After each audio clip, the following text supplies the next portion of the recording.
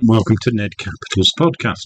I'm Adrian Lawrence, and today we're talking about NEDs, of course. What else would we talk about? That's what we do. In particular, it's how to prepare or construct a board when you're planning an IPO. So that's quite a specialist task because IPOs have got quite a lot of regulatory compliance aspects to cover, and that's similar when you're appointing an NED for an FCA-regulated firm. Often the roles will be things like SMF 10 and 11, which require pre-approval of the candidate from the FCA.